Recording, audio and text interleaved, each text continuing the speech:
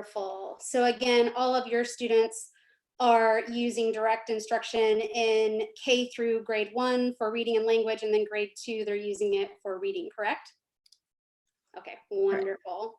All right, thank you, Krystal. Kathy Anderer, Implementation Manager with NIFDI and language, and then grade 2, they're using it for reading, correct?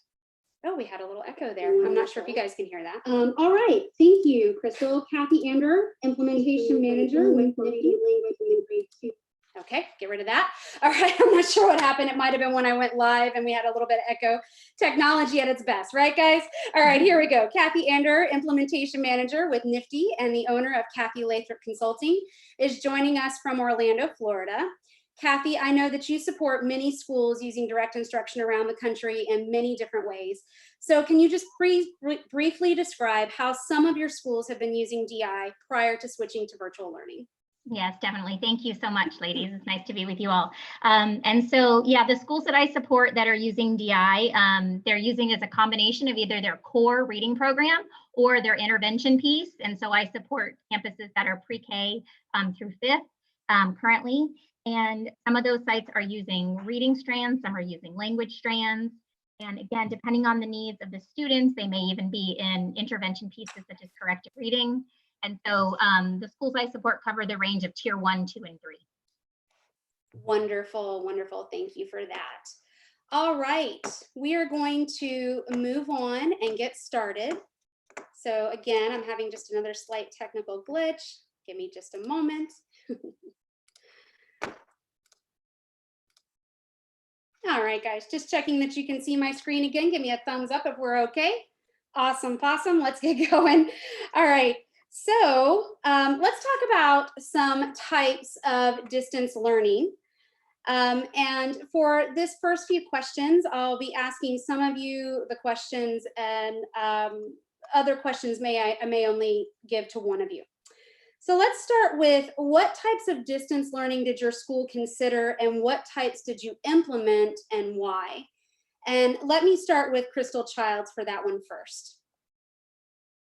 Okay, I wished I could say that we were amazing and we really thought it all out, but we kind of jumped in. Like, okay, our kids, we're lucky enough to have one-to-one devices for our 3 through 5th graders. So we knew that we could send home their iPads and we could do the live sessions. Our K2, not quite so lucky. We were at a 2-to-1. So we deployed out the iPads for the 3 through 5th graders and started working on live sessions with them. Our district told us that we would use Zoom, so that was the type of program that we were using. Our K2, we sent out packets for the first 10 days while we had to get some information from parents. Do you have internet? Do you have any iPads? How can we support them? And then we looked at that to send those iPads out to kids that did not have any iPads. And we went with live sessions. Wonderful, thank you. Krystal, Perez, can you answer that same question? What types of distance learning did your school consider, and what types did you implement, and why? Yeah, so our district, very similar to Ms. Childs, was that we knew early on that we wanted to engage our students in virtual learning, but we had some, we knew we had to overcome some battles with technology. And so for the first 2 weeks, we also engaged students in review packets before we jumped into the virtual learning. And we had to make sure that all of our students were able to access the technology through the internet and through the computers. We still haven't jumped over that hurdle yet, but this 4th week of distance learning, we have started to engage in virtual learning with all our direct instruction groups. Wonderful, thank you for that. All right, guys, I'm going to move on to the next question. Which students are participating in which type of distance learning? For example, do certain populations attend live sessions and others attend recorded sessions? And some of this you've already answered, but let's just go ahead and repeat it again very briefly if you've already mentioned it. So let me start with you, Krystal Childs, first. What types of distance learning are different students participating in? we have a wide variety. Our kindergarten students, we'll start with them. We have teachers, and some of it depends on how familiar you are with technology. So we have a couple of our kindergarten teachers that just jumped in. They're recording the lessons, they're doing live sessions. We have another teacher not quite so eager to jump in, but she is recording some Zoom lessons and then the kids watch them. But what she's using is the telephone, and she reads with her kids a couple of times a week so that she's keeping the fluency up with them. Our first grade, really good. They're all working with their kids. Depending on the level, they're lower functioning kids, students. They're doing live sessions every day with the reading mastery. Our higher ones, they're doing it every other day or maybe just twice a week because they're able to cover several lessons, and then they say to the parents, go ahead and read. The same thing with our third through fifth grade. If they're a special ed student or one that's below reading level, they meet every single day so we can keep that fluency up, so we can keep working on their reading skills. Wonderful. So it sounds like the students that are the most behind are receiving the daily sessions, and then other students are still being seen several times a week. Yes. Wonderful. Krystal, Perez, same question for you. What students are participating in what types of distance learning? Which ones attend live sessions and which ones attend recorded sessions? Yeah, so we are encouraging like all of our students to engage in the virtual live sessions, but we are having a certain population of students who aren't like, parents aren't that tech savvy, who are not engaging in the live recordings. So they're engaging in the pre-recorded sessions that our teachers are offering in tangent with the live recordings. So that's kind of, right now we have about 88% engagement with the live recordings on our campus for pre-K through third grade. Wonderful, wonderful. All right, let's move on to another question. How has student access or lack of access to computers and the internet shaped or maybe impacted your school's distance learning program? So Krystal, Perez, I'll start with you first for that question. Sorry, will you repeat the question for me? Sure. Sure. How has student access or lack of access to computers or the internet shaped or affected your school's distance learning program? Yeah, so like I mentioned earlier, there is a little bit of a battle to get 100% of our students engaged. So we are having to reach out to parents periodically, I mean, almost every day, to try to get them to engage because we are still trying to push that learning and that mastery and that fluency. So we are battling a little bit of that. But again, we are trying to engage 100% of our students so that they continue on the pathway to the next success for the next grade levels. Wonderful. So the ones that do have access to internet, you're really contacting the parents on a regular basis to try to keep them involved and attending either the live or recorded sessions as needed. Wonderful. Krystal Child, same question for you. How has the student access or lack of access to computers impacted your school's distance learning session? I'm just going to say yes to everything Krystal said. Wonderful. But I do want to add just a couple of things. Our principal was a huge advocate to get, because we had quite a few kids without internet access. And she went to battle. She went to fight with a couple of companies. Now, I'm just going to say, be really careful, because the first company said, oh, yes, we'll give you free internet. But then it ended up, you would have had to sign a 2-year contract after May. But, she worked it until we now have every child with the internet except for one. So I feel like out of 560, that's a pretty good odd. But it's only because she, fought hard to get the internet for those kids that couldn't afford it. So you've been working with some community partners then to get that internet access for your kids. And before we had that, we spent time so the library and the churches up their Wi-Fi. So we were able to have kids go park at the church or go park at the library. Wonderful. Not at McDonald's, because we don't have a McDonald's. Okay. Yeah, I think you shared with me before, Krystal, that Gunnison is a really small town and doesn't have a McDonald's just yet, right? All right, guys, thank you so much for that. We are going to move on. So the next topic I'd like to move to is goals of instruction. So I'm going to start with Kathy Anderer, our wonderful implementation manager, joining us today. Kathy, do the goals of some of your school's distance learning programs include promoting fluency in previously learned material? And if so, what are you doing to accomplish this goal? Yeah, as you know, fluency is such an important part of our direct instruction programming. And so what we're doing is we want to keep that fluency going. And so to increase that with students, what we've done is one thing we've put into place is creating read aloud recorded sessions. Okay, so what that would look like is the student would sit down with their computer or their device and they would just track with their finger as somebody reads the story to them. And so they're hearing a good model of good story reading. The other option with that is that allows kids to be able to read it more than one time. And so they can view it again and again and build their fluency that way. And then additional pieces like the story decodables and those pieces can be sent home as well for students to read. They're just getting lots of repetition and practice, which you know is the goal of fluency. So yeah. Wonderful, wonderful. So you're doing some recordings so kids can practice older stories and work with the decodables. That's amazing. Yeah. Let me also ask that same question to you, Krystal Perez. Do the goals of your school's distance learning program include promoting fluency in previously learned material? And if so, what are you doing to accomplish the goal? Yes, we are promoting fluency with all of our RMSEK groups. And a way that we are doing that is we have made our groups a little bit smaller so that our teachers are able to have a lot more opportunities to provide individual turns and a lot more individual reads for our students to increase that fluency, as well as encouraging one-on-one sessions with our students that need that extra practice and that extra support. Wonderful. Thank you, ladies.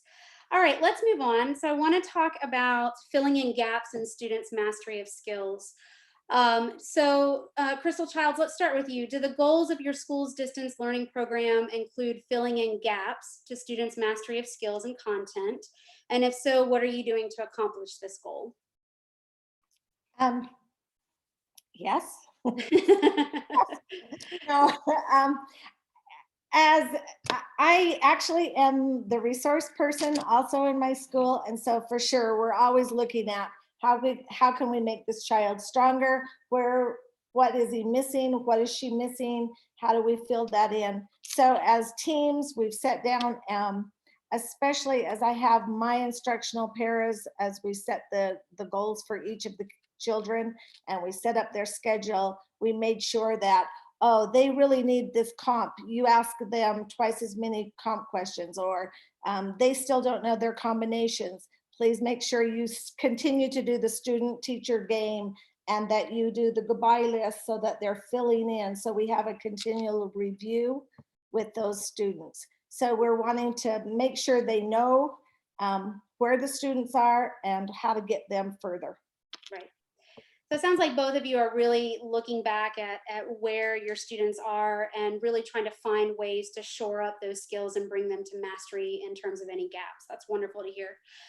So let's talk about presenting new skills and content. I assume that both of you are moving forward with lesson progress, that you haven't just stopped where you were when the kids were physically attending school. So Krystal Perez, I'll start with you.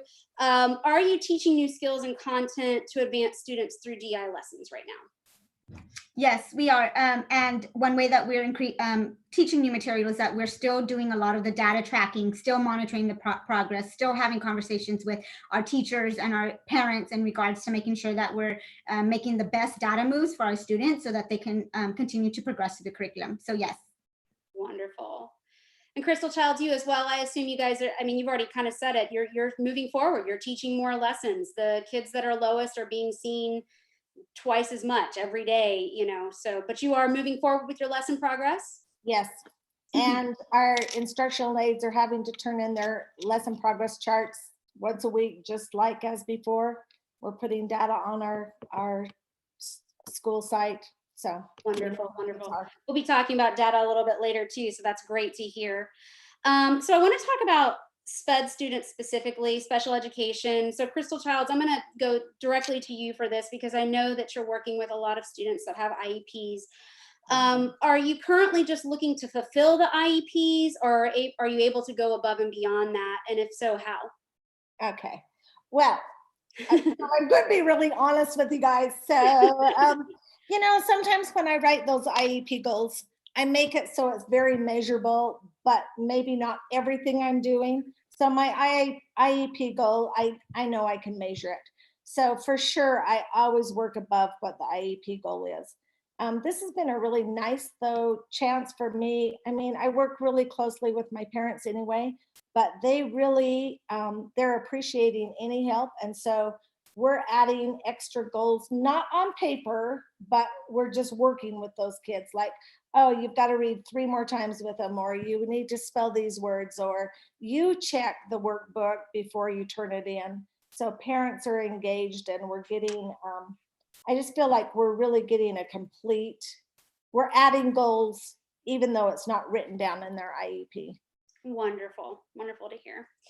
All right, guys, I'm going to move forward and go to a different subject area. So let's talk about grouping. And I'd like to start with your process for forming groups for the different distance learning activities. So Krystal Childs, let's start with you. How did you go about forming groups for all the different distance learning activities that you're going about? First thing we did was we looked at all of the data that we had. Our school is really data driven. So we thought, okay, we'll just continue with groups. Our first grade, they knew that they wanted to, like, because we have them split really, there's a lot of groups in first grade, and we knew we could like put those together a little more than what they are. But in theory, that worked when we actually started to work with parents, and their schedules didn't work quite so well. So we have groups starting at 7:30 and they go till 8 at night. Wow. So we've had to, like, it solved the problem of our groups too big, because we're just having to juggle when parents can help our kids and when, so it just becomes kind of a scheduling issue. And it kind of solved itself. So anyone that's close to this lesson, we've stuck them together that could do it at this time.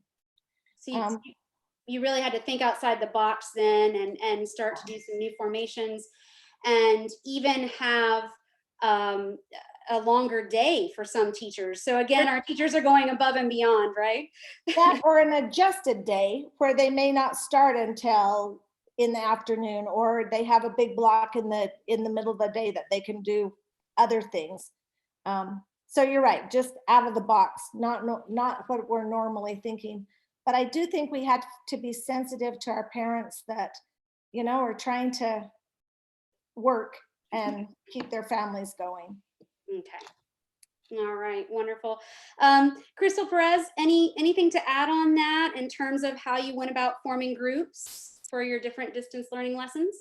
No, we very similar as Ms. Childs. We just used the same groupings that we had when we were physically in the building, and it rolled over into our distance learning. The only accommodation that we had was maybe split those groups that were really big of 12 students into smaller groups. With even our RMSC2 students, we made multiple college houses, smaller college houses, so that our teachers could meet our students at their levels during the live teaching sessions. Wonderful, wonderful. Let's talk a little bit about group size recommendations. You guys have already talked about this a little bit. Krystal Child specifically, you talked about breaking them up. So you were looking at the performance level and matching them up. Do you have anything to add about group size recommendations for kids as they vary by grade level and performance? Well, I kind of thought we started out with larger groups and had to like shrink them just because the technology, there's an echo, you can't do group responses together, so you have to do more one-on-one. Also, if you get more than like 12 or 15, it doesn't fit on your screen and you can't really see the kids. So we really try to keep it under 8, our groups. Yeah, wonderful. So I want to move to Kathy Anderer. I know you've been working with some students as well for quite a few weeks now. What size of groups have you found works best for different types of learning activities and different types of levels and programs? Yeah, that's such a great question. So the live lessons that we've been doing, what we found is, just like Krystal had just mentioned, there's so many different variables when you're working live, right? And so 3 to 4 students I have seen be really optimum. And so what that allows is, obviously we get so many more individual turns because we have less students right there with us. They're getting lots of opportunities for practice and things. And as we mentioned, the responding in unison is really, really tricky because of the digital aspect, because you have students not sitting in front of you eyeball to eyeball anymore. And so they don't know how to really respond the right way. So it's that's just tricky. And they're used to answering together if they've been in DI. So they'll be like, that wasn't together. So trying to get some of those unison responses, but definitely keeping it smaller. So 3 to 4 has been about the most successful, where it's really been pretty seamless with that. Yeah. Wonderful. Yeah, we'll be talking about delivering direct instruction lessons later this week on Thursday at our next forum. And the difference between when we can use individual turns versus group responses, because delivering it in this virtual environment is quite different. So we've already talked about this, and I just want to mention it one more time, I think, just to emphasize it. But do you have any students that are receiving one-on-one instruction? Krystal, Perez?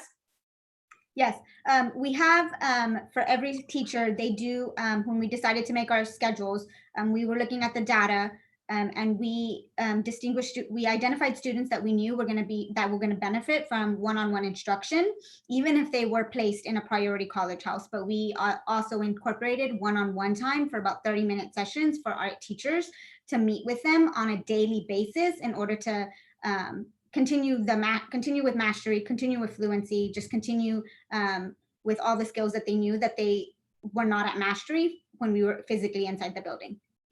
Okay, wonderful. Thank you so much for that.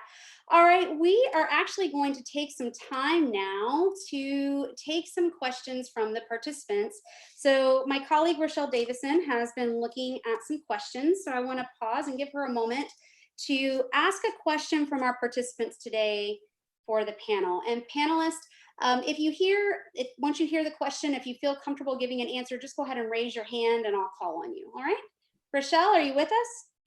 Yes, can you hear me? Wonderful. Yes, ma'am. Go ahead. Okay. So I have a couple of questions that participants have typed in the Q&A box. So thank you for typing those in. One you have mentioned, but if we could go back over it, that would be wonderful. What percentage of your students are accessing the things that you are providing? And are you able to get high participation rates? And I did hear some percentages, so if you would just share those again, that would be fantastic. So Krystal Childs, I think I see you ready to answer that question. I'll let you go ahead. In fact, I talked to my principal today because we do data meeting every week we do data meeting. We are now at 95% participation on the live. And it's mostly because we're just pesky little flies that, like, if the parent isn't there and the kid isn't there, we're like calling, why are you, I need you, get on your Zoom. So yeah, we're kind of annoying. And the one we talked about, a first grader that hadn't got on today, and yeah, I talked to his mom today and he'll be on there tomorrow. So I think, 95% that's like our average. So I think we're doing well. Kathy, I know you're working with quite a few schools. Would you feel comfortable sharing some percentage rates at all, or? Yeah, it varies based on the schools and the population, but I've had schools be between right now about 70 and 85%. Some of our schools, based on if the students have the technology and the resources and things, I've seen it go as high as about 85 to 90. So it just varies depending on, there's so many factors that we've already mentioned, how the distance learning can impact the students being able to really be there and get those live lessons and things. So, or even recorded sessions. So it varies, definitely varies. Wonderful. So it sounds like it kind of starts low, but if you're persistent and you keep working with it and making the changes based off of the students' availability, the parents' availability, you are able to increase that. Krystal, Perez, I know that when you first started, I think you said the participation rate was around 50%. And I think I heard you say 80 or above earlier. Is that correct? Yeah. So that's wonderful. Mm-hmm. Thank you. Yeah. Okay, Rochelle, do we have another question from the participants? Yes, this one has to do with motivation. So Kristal Childs, you mentioned that your phone calls to families had increased that participation, but this question has to do with buy-in from families. So have you noticed a decline in motivation to participate? And then how has that buy-in been increased? Well, thanks for that question. I have to smile because it's amazing. Parents, I think, are realizing what teachers do. And they are willing and eager for us to take a live session with kids because they're like, oh my gosh, I can't do this one more minute. And so I present it to the parents that here's a way that we can help you. Let us take them for 30 minutes. Let us do the reading part because they do have a lot of other things. We use Google Classroom and Class Dojo and send out a list every day of the things that students should be doing. Not just the reading, but like what they have to do for their class. And so parents are more than willing to let us take over, especially when I say, let me do the reading for you and you worry about the rest of the stuff. They buy into that. And then the other thing is, you know, for the first couple of weeks, we were just trying to survive and trying to get technology to work. And now we're back to teaching like we would we're doing sticker charts, not that we just hold them up and say, okay, you earned 2 stickers, motivation things to keep kids wanting to come in. And of course they get a sticker if they're there with us. So, oh, you logged on today, you're with me. Here's 2 more stickers, or here's a sticker for being here today. And I think that's really helped get our kids. So we're back to being teachers, like we know we should be, instead of just worried about the technology. All right. Panelists, Krystal, Kathy, do you have anything you want to add about motivating students? That's okay. We'll move forward. So let's keep moving. We have lots of questions to share. So whoops, I stopped sharing my screen just a little too quickly there. Let me move on to the next topic, which is scheduling. So we've talked about scheduling a little bit already in some of our questions. So let me start with Kathy Anderer. How much time have you been able to allocate to the groups, and what is the variation in the frequency and the length for lower performers versus higher performers? So yeah, at my schools, the time of the lesson is varying as well. Most of my sites right now are using a recorded lesson, and so they may be doing a portion instead of the entire lesson that you would do if you were sitting right in front of the student. So the time may vary between a good 10 minutes to a good 25, 30 minutes. It just depends on which grade level you're working with. Obviously, reading mastery K and 1 are a little bit less content to get through and things. So that varies. But the one thing I've noticed the most is lower versus higher performers. Those lower performers, my schools have allocated more time in those lessons because they know they still have to close the gap for those kids. So they made them a priority, right? And that's not an easy thing to take on right now because the platform, these students don't, you know, they need more focus and attention because they're not used to being taught this way. And so things that my schools have put in place to help with the getting better quality with those lower performers in those groups are things like adding 3 to 5 minute warm-ups in the beginning of their recorded lesson. And the warm-up would be something that needs to be re-emphasized during the teaching, or it could be some review or new material or something that was difficult in the last lesson.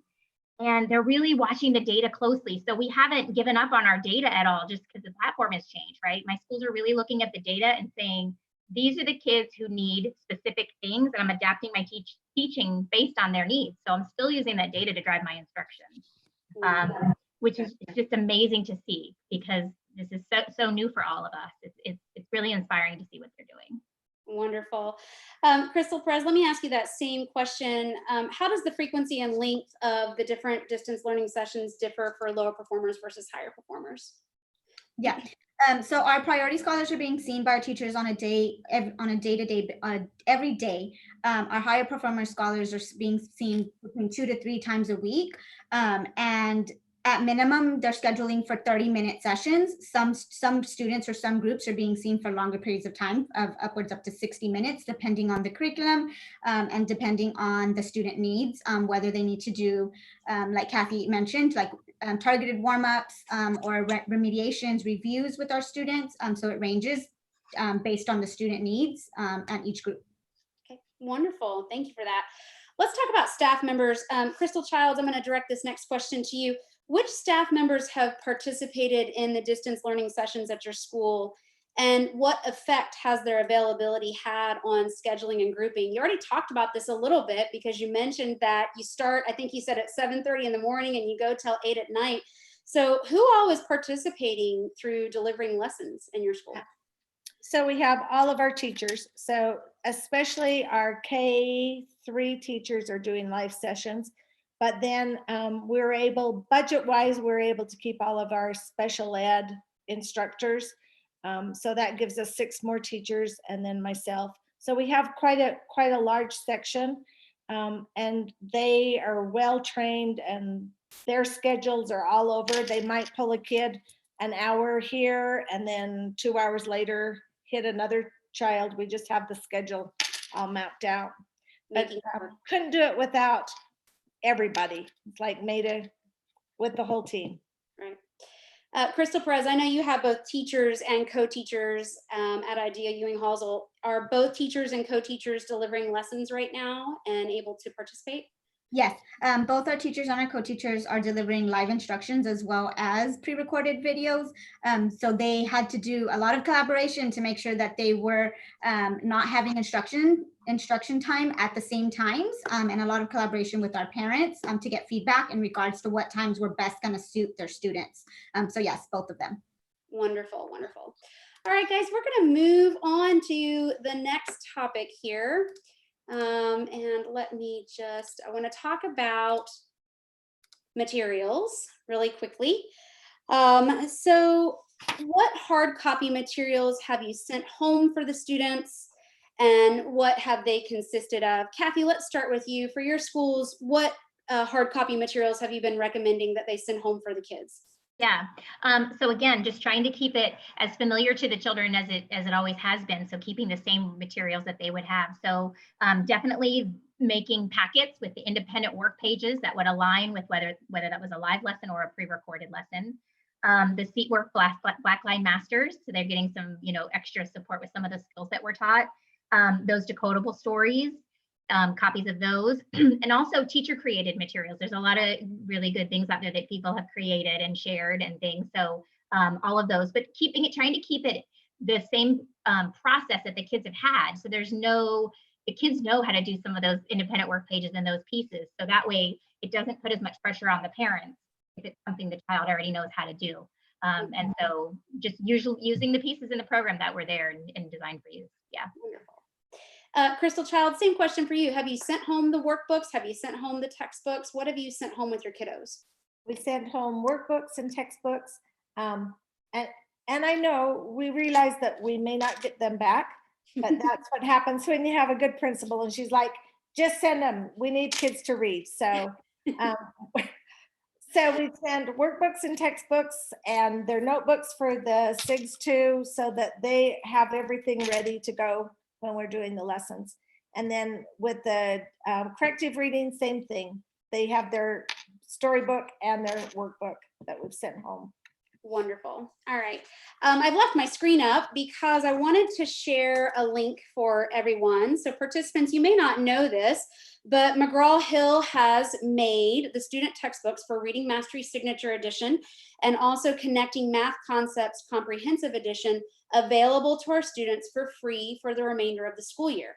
So if you're using Reading Mastery, Reading or Language, K through 5, or if you're using Connecting Math Concepts levels A all the way up through F, McGraw-Hill has made those student textbooks free. All you need to do is log into www.my.mheducation.com, and the login is capital D, capital I, lowercase student 2020. The password is the same. So let me just ask our panelists, by a show of hands, how many of you have been able to share this information with your students and with your parents, and are you able to use these right now? Have you been using them? Not yet, not yet. That's okay. Krystal? I haven't, but okay, until this last week, I started using it. It really is nice to use those programs because sometimes I want their eyes up on me, and those little kids, when they're looking down, I can't see their eyes and I can't see their mouth. And so several of my groups I put using this online, and it sure has helped because then I can really watch and I can see what they're saying instead of just seeing their forehead Okay. and hearing their voice. All right. Connect Ed licenses. Those are paid for subscriptions to McGraw-Hill typically, unless they're using Connecting Math Concepts. Typically that license is a pay for license. And so Connect Ed licenses allow us to access the digital lessons. Is anyone using Connect Ed to deliver a lesson virtually, or are you guys just still holding up the books for the live instructions? Krystal, Perez? I'm holding it up. Oh, you're Krystal Childs. Go ahead. Go ahead. I You're holding said it up. I'm holding the book, holding Yep. the book up. Okay. Krystal Perez, your teacher's holding up books still? So some have started to transition to display, to share their screen so that students are looking at the screens instead. But there is a combination of, I guess it's teacher preference, and we're allowing that, whatever they like best, we're allowing, as long as students are still engaging in the lessons, we're allowing it. Wonderful. And again, we'll be having another forum this week on delivering direct instruction. So we'll be talking a little bit about delivering a lesson through Connect Ed virtually, or holding up that presentation book, because I know we've been practicing that ourselves at the office, and we found positives and negatives to both. And so just we'll be discussing some of best practices for that later this week. I want to briefly talk about independent work. So I am going to move forward to independent work. Actually, oops, I think it's time for me to take a question from our participants. So Rochelle, are you still with us? Yes, can you hear me? Oh, wonderful. Do you have some questions for us maybe that we can ask? Yes, we have some questions. Back to the situations at home, in terms of many parents are still working and can't work with their students until nighttime. And then I want to partner that with what types of distance learning do not require online instruction. So if we could look at what have you done to assist parents? And I know that Krystal, you mentioned what you have done previously, and then also go back to what's practical as an option that does not require the internet. Okay. Any of my panelists comfortable with answering that question? Kathy, I saw that hand almost go up. Come on, give us some ideas and thoughts. You always have some great ones, so share. I guess the biggest thing is that besides again, with the two formats that we've kind of presented, the live version, the live session, or the recorded session, it's going to be challenging with the schedules and things, as we've already talked about. But just the other options for outside of that time would be any of the review material that we could send to parents that would give them access to be able to go back to previous lessons, because part of direct instruction is our repetition. And so if we're able to give some of those parents some options for things that have already been covered, but again, that are going to lead to new skill development, and I think that would be helpful for them. It's challenging. I think, again, we're navigating this as we're going and coming up with new things all the time. And so, we're just trying to tread water and just get through it and figure out what's the best for kids. So. Yeah, so that really kind of takes us back to, I know at the beginning of the session, you talked about recording the fluency, recording the stories, recording the decodable stories, allowing the kids to listen into those recordings and practice with those. So that's great. So Rochelle, can we take another question? Yes, I also wanted to just add on to that one. Yeah, so reiterate the options and types that do not require online instruction. So review materials that were sent home in forms of packets. If they watch pre-recorded lessons, then those will still require online instruction time or access to the internet. But you could have phone calls to listen to students read, and also to present portions of lessons with individual students. And that was another option. Okay, yes. We do have a question on equitability. Some states have given very specific guidelines for the number of minutes per day per grade that students are to spend in learning for all of their subjects. What if teaching this way would put your students way beyond the number of minutes they would be spending for online learning? So I think in translating this one, we see that students are having too much screen time if they are also accessing other subject times, other subjects at different times with teachers. So Can I go ahead, just, Krystal. I think, you know, that's where you work closely with your team. So as a second grade team, we say, okay, they have to do this. We want them to do this. What can we cut out? We're going to do the live sessions for reading for a half an hour. So it's not like doubling up. We're actually using that live session as part of their instruction, but it shouldn't add extra minutes on. It should actually be part of the second grade curriculum, second grade packet. The same thing with first grade. We look at, okay, about how much time are you spending doing this and this and this? Because I think it is important that they have some time with their teacher. So they also try to do some live sessions with their teacher where they can keep that communication with their teacher and their friends and feel part of a team, feel part of that class. But I do think if you just spend time as a team working on making sure everything's covered, it shouldn't add extra. I just can't see how that would be an extra or going over the allotted time, unless I don't understand the question. Krystal, Perez, I know just from talking with you, you mentioned that the teachers and the co-teachers have had to really work with each other to cross-reference schedules and make sure that they're not overlapping and going beyond in this way. So it really comes down to just being a big communication effort amongst your team and your staff, isn't it? Yes, correct. And then we also, we like to collaborate with our parents. So our parents reach out to us often and they'll give us some feedback in regards to like, this is a lot of work. So then we as a lead team come back together and we say, okay, what can we take off or the instructional minutes? How can we decrease it so that our parents are able to support their students at home, but then also support their everyday life. So we take their feedback and we make adjustments on the way as we go. So you really work with your parents hand in hand to make sure that it's a joint effort between school and student and parent to get the best educational opportunities for your kids. That's wonderful. We'll come back to sharing some more questions from our participants. I really want to briefly mention independent work.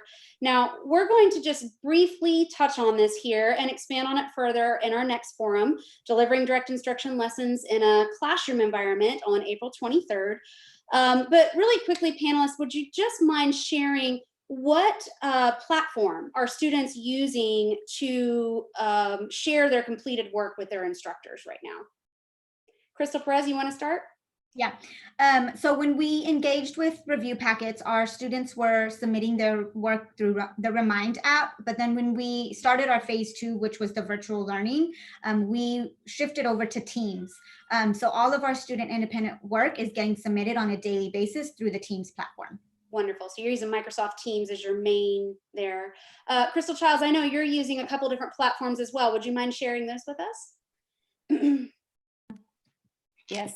So our younger grades, K2, they're using Class Dojo and they submit it through Class Dojo. The 3 through 5 is using Google Classroom to send back their homework. Wonderful, wonderful.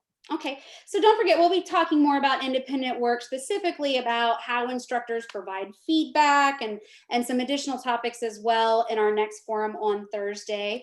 Let me go ahead and move forward right now. I want to talk about documentation of lesson progress and mastery. We've already mentioned that the majority of your students are continuing to move forward. They're still moving forward in their lesson progress. So Kathy, Anderer, let me start with you. To what extent do your instructors record lesson progress and mastery? And this would include mastery tests, checkouts, independent work. So how are they doing that? Has that changed? Are they still recording them? Share with that. Share that. Yeah. So at the sites that I'm working with, they're still doing the fluency checkouts and the mastery test just as they are prescribed in the lesson at the point of use when those come up. And what they're doing is they're having the parents for fluency checkouts record their child reading, and then that will be sent to the teacher for the teacher to review. Okay. And so I think depending on the access of the technology, it might be an audio recording or it might be an actual video if they're able to send that, probably from a cell phone or something, if devices are limited. And then the teacher will read back over that, listen to it, do the timing and try to check it out and see how the kids have done. And then they're going to base their data and obviously their instruction on how the kids did. So they're still collecting data, even though it's different, right? And we don't know how the instruction was received and the focus of the child when it was the lesson was originally delivered live or recorded, but it's still good to keep that data, so we're just able to use that to take you to the next few lessons. Yeah, we'll definitely need that at the end of the year so we can reform our groups and so forth. So Krystal, Perez, what about you? How are you guys moving forward with documenting lesson progress and mastery tests? Yeah, so our teachers are trying their best to engage our students in actual doing checkouts and mastery tests virtually. So they will designate a slotted time for individual students and they'll work collaboratively with the parents to say, please log in your child at this time onto the Teams platform so that I can give your child a mastery test or a checkout. I do also have some teachers that will say, Wednesday, for instance, is a checkout time. Please have your student available by the computer. I'm going to call them, so they get a call, so then they'll answer and then they'll deliver the mastery test or the checkout. We're still working out which system is better, but there are a group of students that have not yet necessarily engaged. This past week was the first week that we engaged in checkouts and mastery tests virtually. So it's been interesting. Wonderful. Okay. Well, good to know that you're still taking that data because, again, you're going to need it at the end of the year to reform those groups for the fall, right? Krystal Childs, I know you guys are continuing to take data as well. You want to share a little bit about how you're documenting that lesson progress and those mastery tests as you're moving forward. Okay, unmute. The only other thing I wanted to add is with our special ed, we have to definitely document everything. So we've created a Google form. And so each day my instructional paras, they log in, they put exactly who was there, what they did, what lesson, or anything that I need to know. And then I can check that every night after they've done their groups. So Google Forms has worked well. Allow to update it live. Yeah. Okay. Wonderful. Thank you, everybody, for sharing that. Let's move on to another topic. We just have a couple more here, and then we're going to take some questions from our participants again. So let's briefly talk about attendance. We've already mentioned this a little bit with the lesson progress and the mastery test, but are instructors taking attendance for live or recorded sessions, and how are they doing that? Do you have any good tips to share there? Kathy, I'll start with you. How are your instructors taking attendance for live or recorded sessions? Yeah, thank you. So for the recorded lessons of one of my campuses, what they've embedded into the lesson is an exit ticket. So the kids have to show proof that they had gone through the lesson with a task. And so, for example, after teaching a reading mastery 1 lesson, let's say, the teacher would say at the end of the recorded video, that was awesome lesson. What I need you to do for your exit ticket is to, think about 2 sounds we learned and come up with 2 words that have those sounds and maybe write 2 sentences for those words, right? So things that engage that okay, those sounds and words came from the lesson. The students are inputting that and doing that in a class dojo type of system. And then that's their attendance. So again, since it's recorded, they know the kids have gotten it if they're being able to do that kind of exit ticket. And then they're kind of getting little rewards for completion and attendance that way. Nice. So they're still continuing to motivate their students to attend the lessons. They're doing some motivation there as well. Wonderful. Oh, and those vary based on the grade and the age. So like Reading Mastery K maybe, or 1 maybe that simple with sounds, but some of the ones for Reading Mastery 2 and 3 are incredible. They're having them use things with the vocabulary, sentences, and comprehension. And so the exit ticket varies based on the level, which is awesome. So the complexity of task goes up with the grade level student, what they're able to show they know. Yeah. Krystal Childs, I know you guys are using Class Dojo as well. Do you want to share anything about how your instructors are taking attendance for those live or recorded sessions? I don't have anything as good as that, Kathy. That was really good. I'm really good. I'm writing that down as fast as I could. No, I don't. That's okay. That's okay. Live That's why we're sessions here to are share. great. We know if they're live sessions, they're checking the box. Okay, but Sure. Yeah, Right. and you mentioned so clearly earlier, you said, if they're not there, we're calling them that day, that moment. So it sounds like you're really on top of that attendance factor anyway. So it's good to know. Let's talk about another question that's probably on the minds of many of our participants that are listening in. So many instructors have their own children at home that they need to help with their own distance learning. They have young children at home that are not school age yet, so babies and toddlers that they have to manage. They're on a tight schedule throughout the day. So how has instructor availability shaped or affected your school's distance learning program? Krystal, Perez, I'll start with you for that one. Yeah, so I'm one of those, I'm a leader and a parent that has a 1-year-old baby. So it's been interesting to navigate this virtual learning experience. And we do have a good amount of our teachers that are balancing being a mom, but also teacher at the same time. So when we met with our teachers, we made it clear that we wanted them to be able to schedule in the time that they needed for their families. So we told them, you're not teaching from 11 to 12 or 12 to 1. Make sure that you're taking care of your family and your own child's needs. Make sure that you also engage in like a self-care hour outside of those hours so that you're doing everything that you need to do to support your family. So then everybody else's schedule kind of gets worked around the family need first. And I think our teachers have been able to navigate the virtual learning world because they're feeling a lot more confident. Of course, there's overwhelming moments, but we are allowing them to do that because we know that's important. That's amazing. That's so great to hear. And again, you guys do such an amazing job of really working as that team, parent, family, school, student, just making sure you work together. That's amazing to hear. Krystal Childs, again, you've already kind of answered this in a previous answer because you mentioned you're running from 7:30 in the morning till 8:30 at night. So it sounds like you've been pretty flexible with your instructors and allowing them to work their schedule around what's best for their students, but also their family. Do you have anything to add to that in terms of how managing little ones at home has impacted your instructor availability? Well, I just think, again, you have to work as a team, just like has already been mentioned. Not just your school team, but your parents and the kids. I mean, it has to work for all of you, and then just be a little bit flexible. So thank you so much.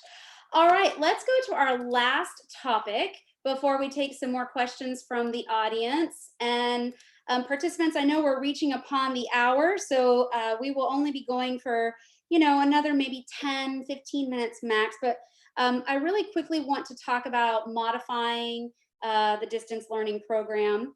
So I'm going to start with you, Kathy, on this. What sort of ways have you intervened to improve your school's distance learning program?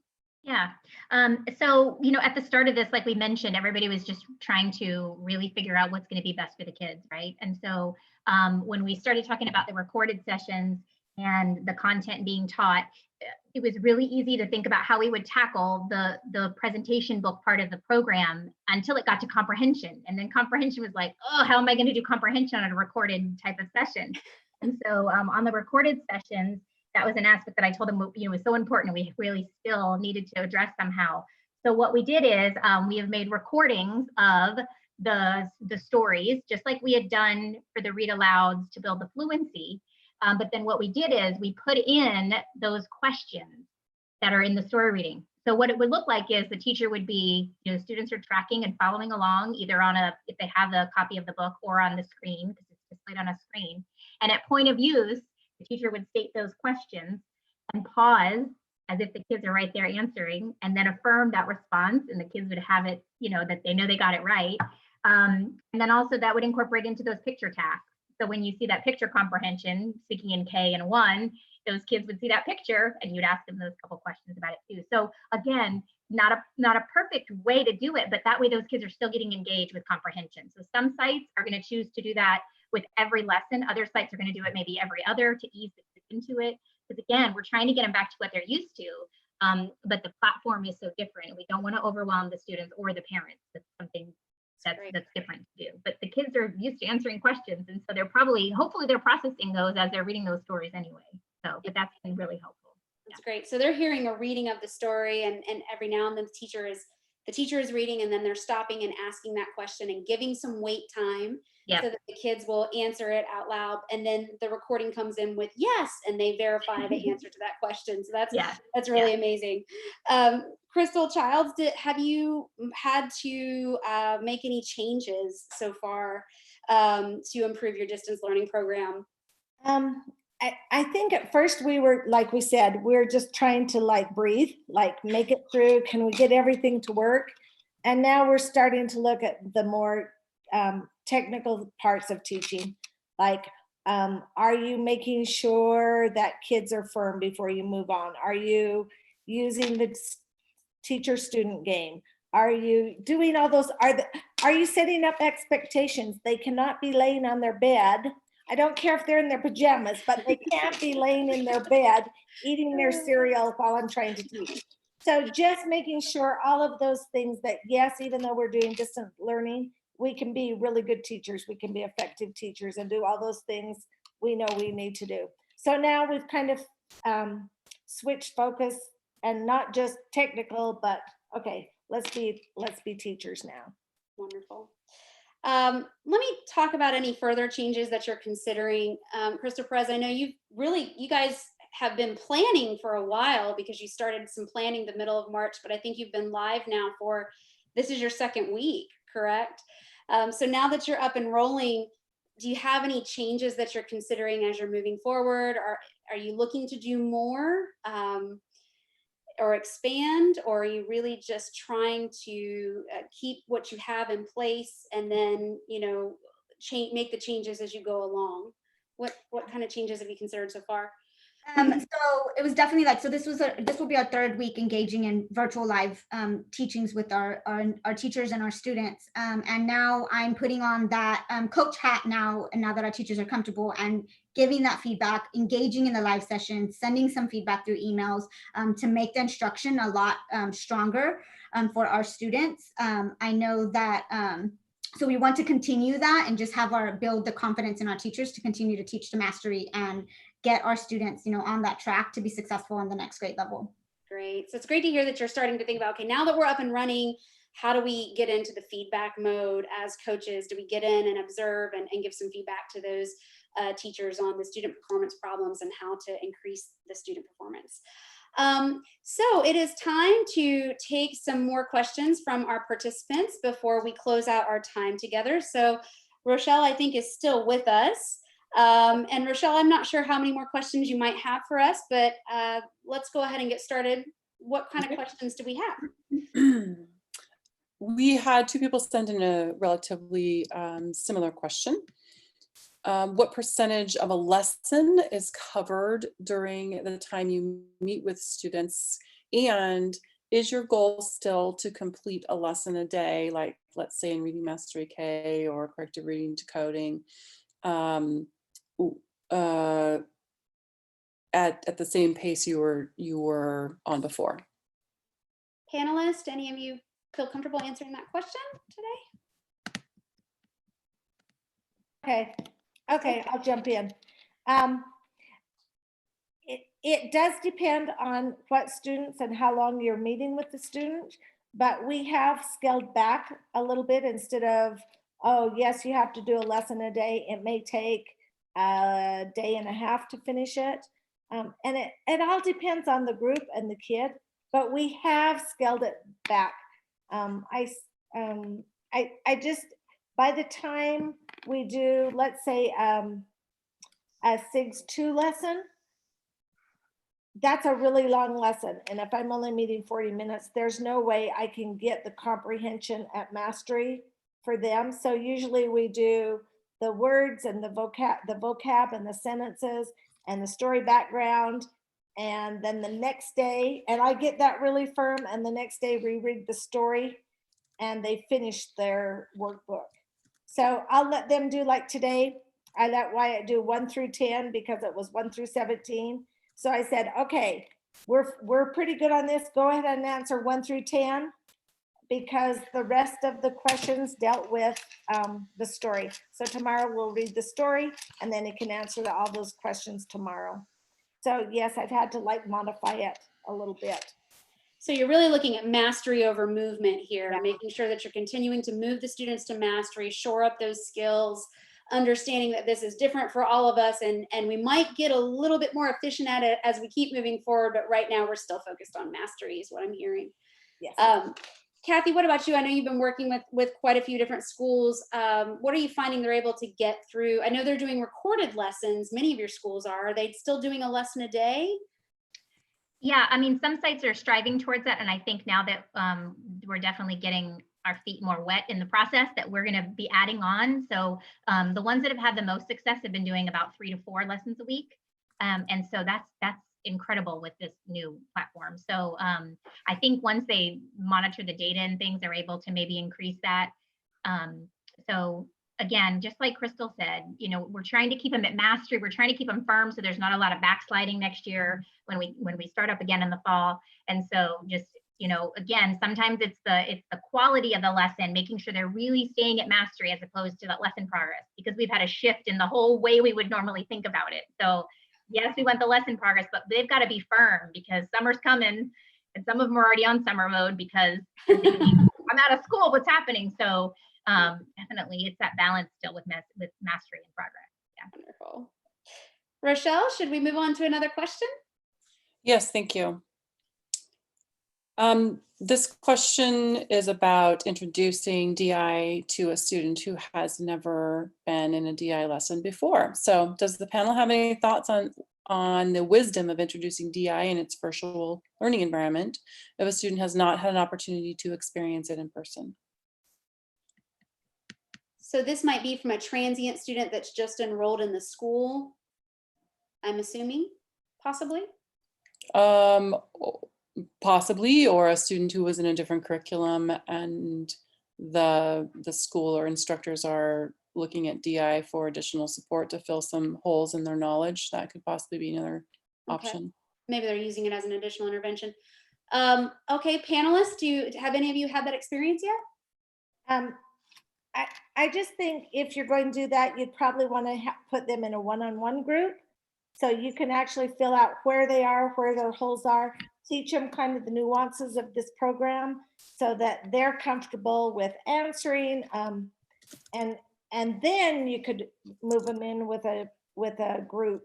But I would probably start out one-on-one so that you can go through those things with that child. Yeah, I think one-on-one would be best too. And you know, really be able to model for the student. You may have to add some scaffolds in that first lesson, you know, a little bit of modeling, a little bit of leading to help get them through that. Rochelle, do we have any other questions we can take from the participants? Yes, so this is one that asks about our thoughts on presenting the material remotely and increasing your use of gesture or tone of voice to increase engagement. What recommendations or advice do you have for that? Kathy? Yeah, only because I've seen great models of the teachers from my sites doing it. So again, some of those recorded lessons, I feel like I'm right there with the teachers still live in their classrooms. So it's the energy they're bringing to it. It's the motivation. It's just talking to your kids as if they were sitting in front of you. So still giving them really specific praise statements and just, you know, the energy and enthusiasm that we always bring when they're with us. It's the same thing. And I think we have to do it even more because they've got so many distractors. They're in homes with other siblings and with their parents and everything. And so they really have to have that engagement. And so it's really just, you know, that's what DI is anyway. You bring yourself to it when you teach it and you have to bring out your personality. And so now I think it's more than ever that. and really and having fun with it, because kids are scared right now, and this is different, and they're sad that they can't be with you. And so acknowledging those things, and then just keep them knowing how proud you are of them, because they're doing it, they're working, they're engaging and trying and doing their best, like we are. So I think that's the main thing. Yeah. You and I often say the energy that you give out is the energy that you get back. So yeah, definitely. All right. Rochelle, do we have one more? Yes, we do. So one of the questions was based on the video presentation and what considerations we might have for that practical application.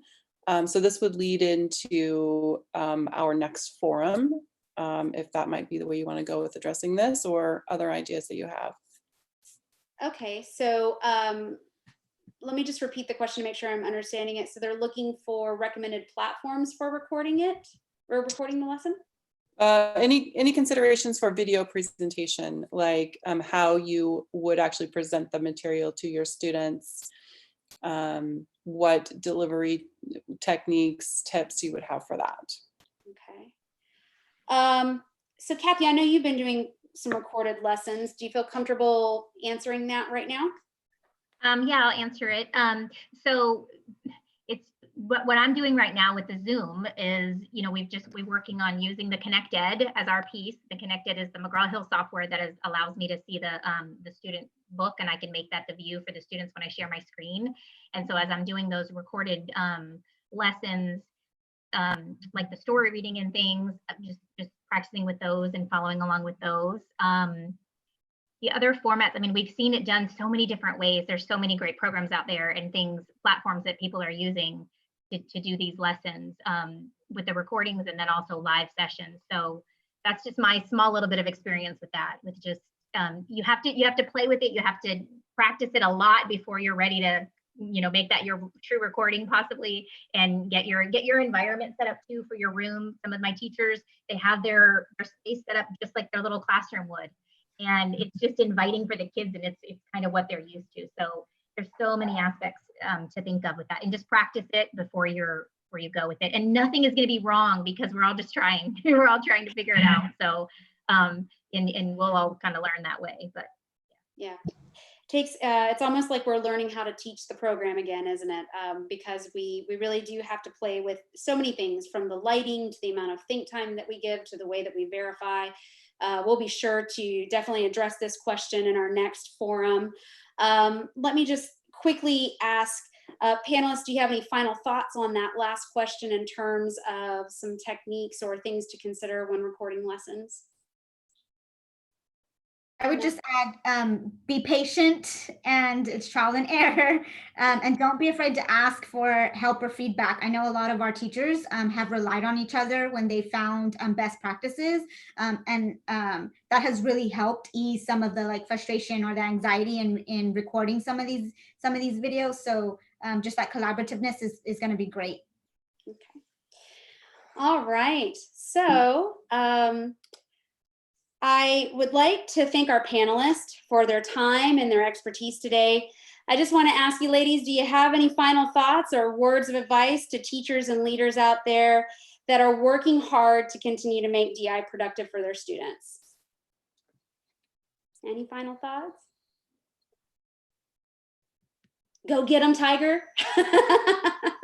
I just want to say, and I hope you're feeling this, but I don't know if anybody's told you guys that I have never been more proud in my life to be an educator than I am these days, because it is showing our strength. It is showing our resilience, our dedication to our kids and to our profession. I feel this shift. And if you've been teaching any time, you know that the shift goes back and forth, but I feel this shift where people they understand the power in what we do every day, and they have such an appreciation of it. And so just please keep working hard and go forth and conquer. It's a totally new territory. And again, I am so impressed with everything that you guys are doing, and just know that you're still making a difference even in these crazy kind of times. I mean, we really have stepped up and just said, hey, we're going to do what we always do, which is figure out the best way to teach our kids. And so I just applaud all of you, because it's incredible. So Yes, keep I at agree. it. Seeing amazing things every day being shared in all kinds of different virtual media. And I'm just so proud to be an educator as well. So I just want to say thank you, everybody, for joining us today. Of course, this session's been recorded and it's going to be available on our website at nifdi.org. If you have some colleagues that have not been able to join, or there's some pieces that you want to look back on, you can do that. And I'd also ask all of you to please check your email inbox, because we've sent a link to just a very quick questionnaire, and your feedback is very much appreciated. There will be more virtual events related to distance learning, so please check our website regularly for any updates. We will also be doing another forum this Thursday on delivering DI lessons in a virtual classroom, and that's on April 23rd at 3 Pacific, 6 Eastern. If you've registered, be sure to join us then. If you tried to register and the session was already full, just know that you can subscribe to NIFDI's YouTube channel and you'll be able to see it there. Everybody, thank you so much for joining us today, and please stay safe and stay productive at a distance. Have a wonderful evening.